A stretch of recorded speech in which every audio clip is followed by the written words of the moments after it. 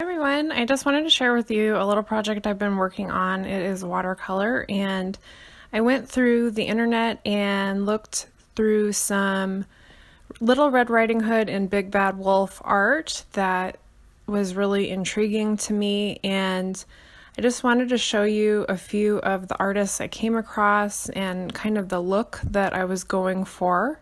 So Jacqueline DeLeon created a character. He's a warlock, and he is often followed in the forest by a minotaur, and I wanted to create something similar to that. So what I did was I mapped out on a 9x12 sheet of paper what colors I wanted and where I wanted to place the wolf and how I was going to get the silhouette effect against the moon but still have Little Red Riding Hood stand out. So I've been playing around a lot with color, composition, figuring out where to place things in a painting for maximum impact, and so you kind of see a little part of that journey that I'm taking right now. I may add some gouache. I've been starting to learn gouache.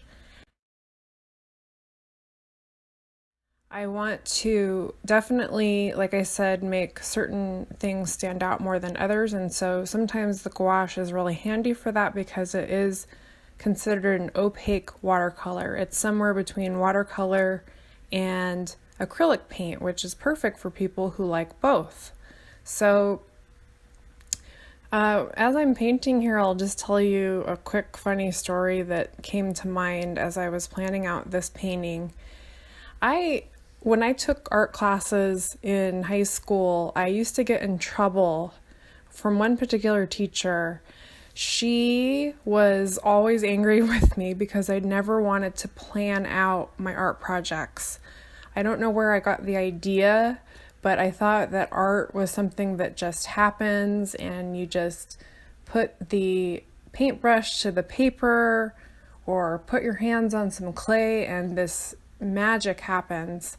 And what I've found out and learned through watching a lot of YouTube artists, reading about, the masters of art in the past and present, that for the most part, all artists plan out what they're going to do so that they come up with a piece that is satisfying to them, that they know to a certain degree what it's going to look like beforehand. And so it's been a tough lesson for me because I can be really hard-headed in that way, but I am noticing that as I'm planning more, I'm getting more successful results as far as when it's finished. I can see a difference between those pieces that are planned and those that aren't. So especially having to do with what I was talking about earlier with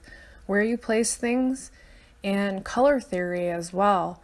If you just even do a rough sketch and add some color, you can get a sense of what colors are going to work together and get some of your shadows and light down and kind of figure out so that what you're picturing in your head can actually go onto the paper. And I think that's the biggest challenge for me is I'll have a picture of something in my head, but I don't necessarily know how to translate that onto paper without some significant planning. So basically, I'm just laying out the trees right now, and I'm using the Jane Davenport Brights palette for the watercolor, and I'm thinking that the wolf will be in black gouache because I want him to be a really dominant figure.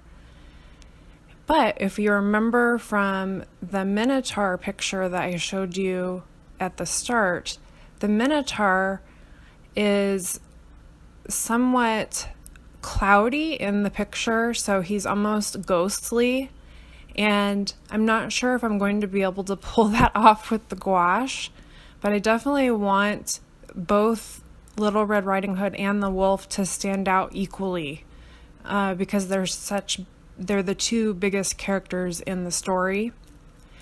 And all of this is just a learning experience, and honestly, through planning out more, I've sometimes painted things 3, 4, 5 times, and that's not really unusual. It seems sort of repetitive, but each time you repaint something, you'll learn something in that process and hopefully get a little bit closer to what you're trying to achieve in the end result. And so basically I stuck to what's called a limited palette in this. I really wanted it to have a moody feeling in the background with that sort of midnight blue color. And that's the only color that you see so far on the paper. And if you can remember from the first draft, this is another example of why planning is awesome. I used some green in the first draft to lay down the forest floor, and it didn't really read very well once the paint was dry and everything, and I sort of looked at all the colors. I thought it might be better to have the midnight blue just represent the sky and the forest floor, because the green was sort of standing out a little bit and giving it made the painting a little bit off kilter, as far as this is supposed to be spooky, and I could pull off a spookier green, but I learned just through doing that very first painting, which only took maybe 20 minutes to just sketch out really quick and then lay down some watercolor. I learned that if I am going to add that green, I need to mix it in with the midnight blue to keep that balance of the sort of spooky look.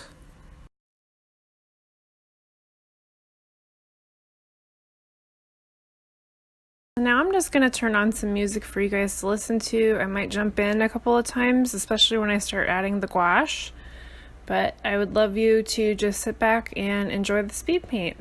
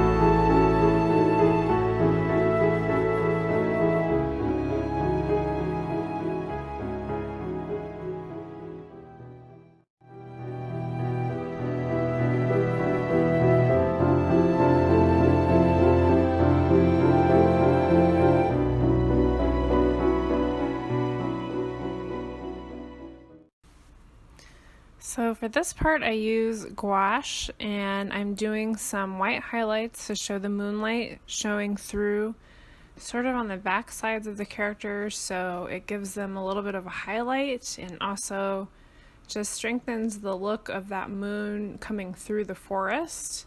And the interesting thing with gouache, and like I mentioned before, I'm still pretty new to gouache, is that it does tend to kind of sink into the surface of whatever you're working on. So if you had started out with watercolor, I noticed that I needed to go over some areas of the gouache several times, and this may be just kind of trying to figure out the water to gouache ratio. I was using good gouache. I was using the Winsor Newton designer line, and so it's just kind of a little bit of a back and forth, which I'm really used to actually in mixed media and using acrylic paints. I often do that in paintings where I add and then withdraw color, shadow, balance, light, things like that. So you can see even with the colored pencil that I add in here, I continue to go over, and I definitely want to still be highlighting with the white gouache. So this was just a really interesting experiment. And yeah, some of the other tools that I didn't mention on the way along here were the Pitt artist pens. I love those, and I especially love the brush tip pens. I found them really helpful in a lot of mixed media projects. So I did use some of the Pitt pens. I used some Faber-Castell polychromos. So here are some last shots of Little Red, I'm calling her. I hope you enjoyed watching the video. Thank you so much for being here, and please leave me any comments or questions that you might have. I'll talk to you soon. Bye.